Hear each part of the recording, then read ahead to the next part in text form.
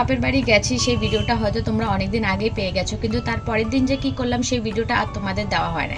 বিশেষ করে আমি দিয়েছিলাম, কিন্তু 4 দিন পর দেওয়ার পরেও সেই ভিডিওটাকে 4 দিন ডিলিট করা হয়েছে। জানি না কি সমস্যা হয়েছিল, আমি অনেক রকম করে চেষ্টা করছি এডিট করার, কিন্তু কিছুতেই ইউটিউব নিচ্ছিল না। বারবার ডিলিট করাতে আমি হাত ছেড়ে দিই। তারপরে আর ওই অনুষ্ঠানে আর কি ভিডিও ভয়েসও দেওয়া হচ্ছিল না, আর তোমার সময়ও পাচ্ছিলাম না। তারপরে এই যে বাড়িতে এসে এখন ভয়েস দিয়ে তোমাদের সাথে ভিডিওগুলি শেয়ার করতেছি। তো সকাল সকাল মানে আসার পরের দিন তো যা হলো সেটা তো তোমাদের সাথে শেয়ার করলো না, তারপরের দিন মানে তৃতীয় দিন কি হলো সেটাই তোমাদের সাথে শেয়ার করতেছি। তো কালকে তো মানে কীর্তনের অধিবাস, কালকে থেকে আর মাছ খাবো না, মানে দুপুর পর্যন্ত মাছ খাওয়া যাবে কালকে। তো বাবা সেই কারণে মেয়ে জামাই আসে, মাছ খাবে না, কীর্তনের মধ্যে তো 7 দিন তোমার নিরামিষই খাইতে হবে। তো সেই কারণে বাবা বাজারে সকাল সকাল চলে গেছে, নিয়ে আসলো মাছ, আর বাচ্চাদের জন্য ছিল ক্যাডবেরি। তার আগে তো আমরা জলখাবার করে নিয়েছি। আর আমার বাবা মা এমনই একজন মানুষ, তাদের পকেট যতই ফাঁকা হোক, যতই খালি হোক না কেন, তারা মেয়ে জামাই আসলে তাদের খাবারে, তাদের পোশাক আশাকে কোনো কিছুতে ত্রুটি রাখে না। সেটা বিয়ের পরে বলে বলবো না, বিয়ের আগেও আমি যখন ছিলাম বাপের বাড়িতে তখন আমার মা বাবা কোনোদিনও আমাকে অভাবটা বুঝতে দেয় না। তখন হয়তো আমি অভাব জিনিসটা বুঝি নাই, আর না বোঝার কারণও ছিল এই দুইটা মানুষ। সেই দুইটা মানুষ আমাকে কোনোদিনই অভাব জিনিসটা বুঝতে দেয় না, কিন্তু তখন সংসারেরও ছিলাম না, আমি বোঝার চেষ্টাও করি না। কিন্তু এখন আমার নিজের সংসার হয়েছে, বাচ্চা কাচ্চা হয়েছে, একটা নিজের একদম নিজের একটা সংসার হয়েছে। তো সেই কারণে এখন বুঝি যে মা বাবা কী পরিস্থিতি দিয়ে গেছে, তারপরও আমাদের কোনো সমস্যা আমাদের বুঝতে দেয় না। তো এখন মাঝে মধ্যে গেলে আমি বাবাকে বলি যে এত বাজার করবা না, এত কিছু খরচা করবা না, আমরা আসি বেড়াতে, 2টা নুন ভাত খাইলেই হলো, শুধু তোমাদের একটু দেখতে। কিন্তু তার কি আর মনটা মানে বলো? চাষির বাড়ি তোমরা জানো, দেখো আমার বাবা তেমন একটা জায়গা জমি নাই যে এটা ওটা ফসল করে, অনেক টাকা পয়সা, দিন আনা দিন খাওয়ার লোক তারা। তার জন্য আমার খুবই কষ্ট লাগে, মায়াও লাগে সত্যি কথা বলতে আমার যাইতে। কারণ আমি জানি আমি গেলে আমার মা বাবা অনেক টাকা খরচা করবে, সেই টাকা যদি তাদের প্রতি খরচা করে তাহলে আমার কোনো সমস্যা নেই, কিন্তু আমাদের জন্য খরচা করলে আমার সত্যি খুব খারাপ লাগে। তো সে যাই হোক, সকালবেলা খাওয়া দাওয়া সব কমপ্লিট করে তারপরে এই যে কীর্তনের এখানে চলে আসলাম। দেখো আজকে তো হবে যাত্রাপালা, তো যাত্রার লোকেরা খাবে বলে কাকা তাড়াতাড়ি বললো যে রান্নাটা বসা যাও, মানে যাত্রার লোকগুলি খাবে। আর তার মধ্যে একটা সমস্যা হয়ে গেছে, কালকে বিকালে প্রচণ্ড পরিমাণে বৃষ্টি হয়েছে, যেই কারণে উনানের মধ্যে জল চলে গেছিলো। আর জল যাওয়া মানে আজকে হচ্ছে সমস্যার একটা বিরাট পাহাড় জমা হওয়া। দেখো আজকে যদি রান্নাটা না হতো তাহলে কোনো সমস্যাই হতো না। কালকে বৃষ্টির জলগুলি সব এসে উনানের মধ্যে পড়ছে, সেই এখন উনান আর জ্বলতে চাইতেছে না, তার মধ্যে বলতেছে যে আজকেই রান্না করতে হবে, মানে এখনই রান্না করতে হবে। তো লোকজন ছিল না, তো আমি ঠাকুমা বৌদি ফদি যা যা ছিল তো সবাই মিলে তাড়াহুড়ো করে কাটে দিলাম। তারপরে পিসি মা কাকি সবাই মিলে রান্না করলো। আমাদের বাড়ি থেকে আমার কাকার বাড়িতে ডিস্টেন্স মানে 1 মিনিটের কি 2 মিনিটের, আর যেখানে কীর্তনে ওটা ধরো আমাদের সামনের বাড়িটা, তো ধরো আমাদের উঠানি পড়ে যায় প্রায়। তো আর কি সব লোকজন আমাদের বাড়িতেও আসে, আমাদের বাড়িতে মানে এই 3 জন মানুষ একদম স্থির থাকে না, এটা ওটার জন্য ডাকে। তার মধ্যে আমি আসি বেড়াতে, আমাকেও কিছুক্ষণ পর পর একটা না একটা কাজ ধরায় দিতেছে। আমার ঠিক মনে হচ্ছে যেন আমাদের বৌদির বাড়ি, কাকার বাড়ি আর আমাদের বাড়ি, এই 3 বাড়ি নিয়ে হচ্ছে কীর্তনটা।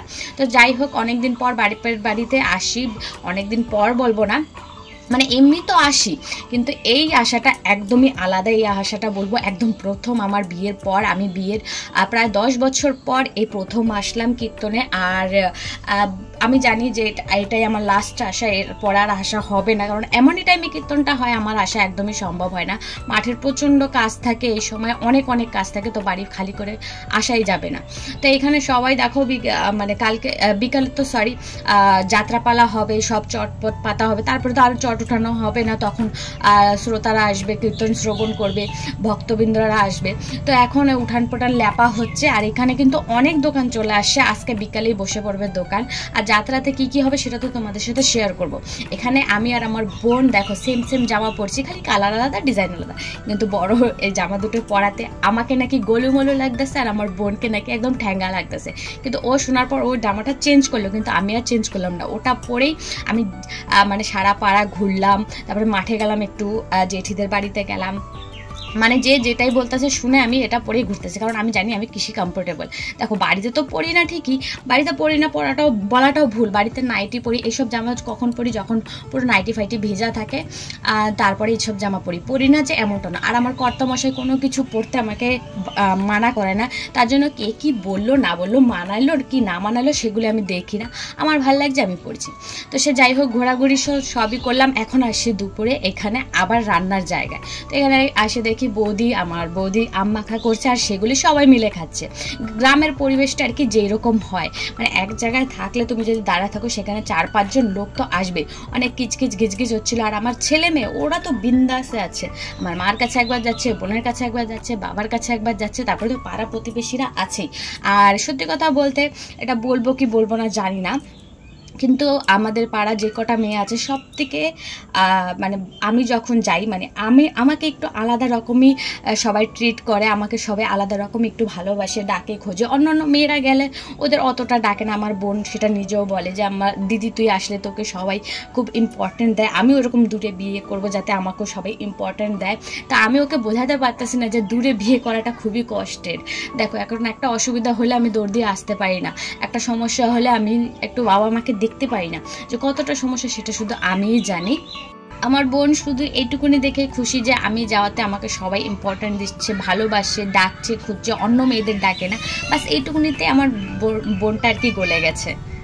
আর সত্যি কথা বলতে দূরে বিয়ে করাতে আমার কষ্ট তো হয়, কিন্তু গেলে পরে যে সবাই ইম্পর্ট্যান্টটা দেয় আমাকে, সবাই যে একটু ভালোবাসে, আশেপাশের সবাই, পাড়ার প্রতিবেশীরা সবাই, আর মা বাবা তো আছিস, তাদের তো আর তুলনা হয় না ভালোবাসাটা।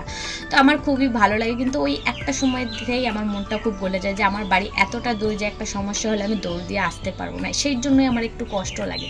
তাছাড়া আমার জীবনে কোনো কিছুর অভাব নেই, টাকা পয়সা হয়তো কম, কিন্তু আনন্দ অনেক আছে। আমার স্বামী যে আমার মতো পেয়েছি, আমার মতোই, মানে আমি যেরকম ভাবনা চিন্তা, আমার যেরকম চিন্তাধারা ঠিক সেমনই আমার স্বামীটাও। তো এর চেয়ে বেশি কী চাও একটা মেয়ের কাছে বলো? তো সে যাকে অনেক বকবক করলাম। বিকালে তো দেখলে গোপাল ঠাকুর আনলো, তো সেখানে আমি একটু মোমবাতি আর প্রদীপটা জ্বালাই দিলাম। তো জ্বালানোর পর বিকালবেলা সন্ধ্যা টন্ধা দিলাম। এখন দোকান বসছে, দোকানে দেখতে আসি। আর ওইখানে পদাবলী হবে আর কি। তো পদাবলী তো শুনবো না, কারণ আমার ছেলে তো শুনতে দিবে না, আর পদাবলীতে বেশি আওয়াজও করা যায় না। তো সেই কারণে আর কি পদাবলীতে যাবো লাস্টের দিকে। তার আগে একটু ঘোরাফেরা করে দোকানপাট দেখতেছিলাম। দিকে আছে আমাদের, এটা হচ্ছে আমাদের বৌদির বাড়ি। যেই ক্যামেরা দেখছে সেই সবাই হাই হাই করছে, মানে সবাই জানে আমাদের পাড়ার যে আমি ভিডিও করি। এখন আমার পার্সোনালি যেটা লাগে যে ভাইরাল হই বা না হই, কিন্তু আমার পাড়ার সবাই জানে যে আমি ভিডিও করি। আর টাকা পাই কি না পাই সেটা তো হচ্ছে অজস্র প্রশ্ন বলতে পারো।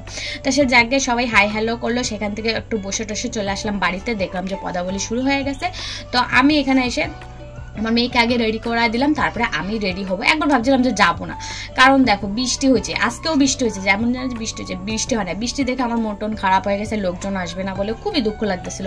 কিন্তু না, দেখলাম পদাবলীর পরে আস্তে আস্তে লোকজন হচ্ছিল। কিন্তু সমস্যা হচ্ছে এটাই যে আমি যেরকমটা মোবাইল মানে ক্যামেরা করতে চাই, ভিডিও করতে চাই, সেরকম ধরনের একটা মানুষও আমি পাই না, এমনকি আমার বোনটাও পারলো না। এত এত এত লোক আসছিল যখন বাউল গানটা শুরু হয়েছিল, সে আর বলার মতো না। সরি, আজকে বাউল না, আজকে হচ্ছে যাত্রা। তো যাত্রাটা এমন সুন্দর হয়েছিল, আর এত এত লোক হচ্ছিল, অনেক লোক হয়েছিল। মানে আমি জীবনে প্রথমবারই বলবো যে যাত্রাপালাটা দেখছি। যাত্রাপালা আমি জীবনে কোনোদিন দেখি নাই, প্রথম দেখছি। আর আমার বোন ফোন করে বলতো যে যাত্রা হবে প্রথম দিন, পদাবলী হবে, বাউল হবে। আমি শুধু জিজ্ঞাসা করতাম যে যাত্রাটা কি, কেমন হয়, বাউলটা কি, বাউল কি গান হয়। কারণ দেখো আমরা হচ্ছি এই কালের মানুষ, আমরা ওই বাউল ফাউল ওইসব ইন্টারনেটও ভুলেও সার্চ করি না শোনার পরেও। আর যদি সামনে পড়ে যায় দেখে নিলাম, ভুলে গেলাম, সেটা আলাদা। আর যদি ও আগের থেকে একটু শোনায়, আমি একটু মানে একটু উৎসাহিত হব, দেখব এরকম হবে ওরকম হবে। কিন্তু বিশ্বাস করো আমি যতটা ভাবছিলাম তার থেকে অনেক অনেক অনেক গুণ ভালো হয়েছে যাত্রাটা। জীবনে প্রথমবার দেখাতে বলবে না যে খারাপ হয়েছে, জীবনে প্রথমবার দেখছি বলে এত ভালো লাগলো আমার। আর খারাপ একদমই হয় না। এখানে যত লোক ছিল মানে যাত্রার সবাই ছেলে ছিল, কিন্তু ওনারা এত সুন্দর করে পারফরমেন্স করছে, এত সুন্দর লাগছে যেন সামনে একটা থিয়েটার চলতেছে, এত ভালো লাগছে। এটা ছিল অসুর, তার সাথে ছিল দুর্গা। প্রথমে মহিষাসুর বদন হলো, মানে সরাসরিভাবে দেখা একটা সত্যি ড্রিমের মতো লাগতেছিল। মনে হচ্ছে যেন আমি একটা টিভি চালাই দিছি, যেটার চলতেছে শো, অ্যাড নাই কোনো, সুন্দর, খুবই সুন্দর লাগতেছিল। মহিষাসুর মূর্তি আমরা তো মোবাইলে দেখি, একটু উড়ে উড়ে আসতেছে, দৌড়ে দৌড়ে আসতেছে, ওগুলো ধরো ক্যামেরার সাহায্যে করে ফেলে বা পিছনে কিছু বাধা থাকে। কিন্তু এখানে বিশ্বাস করো সব একদম নর্মাল ছিল, একদম মানুষের পিঠে করে দুর্গা আসতেছে, অসুর নাচ করতেছে, আর কিছুক্ষণ পরপর উলুধ্বনি, তারপরে জয়ের ধ্বনি সব উঠতেছে, খুবই ভালো লাগতেছিল। আর এখানে এখানে আজকে প্রচুর লোক হচ্ছিল, লোক দাঁড়ানোর মতো জায়গা ছিল না। কিন্তু দুঃখের সাথে বলতেছি মোবাইলটা আমার কাছে ছিল না, আমার বোনের কাছে ছিল, তার জন্য আমি আর দেখাতে পারলাম না। আবার কিছু কিছু মেন জায়গা ছিল যেখানে আমি নিজের চোখে দেখছি, কিন্তু মোবাইলে ও ক্যাপচার করতে পারে না। দেখো ও তো এখনও ছোট, ভিডিও সম্বন্ধে বোঝে না। আমি যতটা ভিডিও করি, যতটা বুঝি, জানি কিভাবে ক্যামেরা করতে হবে, কোন জিনিসটা ক্যাপচার করতে হবে সেটা আমি বুঝি, আমার ভিডিও তো ও অতটা বোঝে না। তারপর দেখো আমি আজকে কি পরলাম সেটাও দেখানো হলো, লোকে কি সুন্দর সেজে গুজে দেখা। আমি তো এমনি তো সাজি না, সাজার সময় পাই, সবই পাই, সাজা গাজাও পাই, সবই পাই, খালি কি মানে আমার বাড়িতে লোকজন থাকে তো ভিডিও করতে পারি না, তো সেই কারণে আর কি দেখা হয় না। তো আজকে ভাবলাম এই 5-6টা দিন থাকবো, আমাকে দেখাবেন, সাজবো গাজবো, সবাই দেখবে, কিন্তু না, আমার বোন আর ক্যামেরাই করতে পারলো না। তো সে জায়গায় এখানে দুর্গার পারফরমেন্সটা কেমন হলো তোমরা একটু কমেন্টে জানাও। আমার তো খুবই ভালো লাগছে, একদম যেন মোবাইল না টিভিতে দেখতেছি, এত সুন্দর লাগছে। তারপরে এই যে প্রায় 12:30টার দিকে যাত্রাপালা শেষ, এখন সবাই চলে গেছে, এখন সাইডে যেগুলো আছে ওগুলো উঠানো হবে। তো ঠিক আছে বন্ধুরা, ভিডিওটা এখানেই সমাপ্ত করে আশা করতেছি তোমাদের ভিডিওটা ভালো লাগবে, ভালো লাগলে একটা লাইক করে দিও।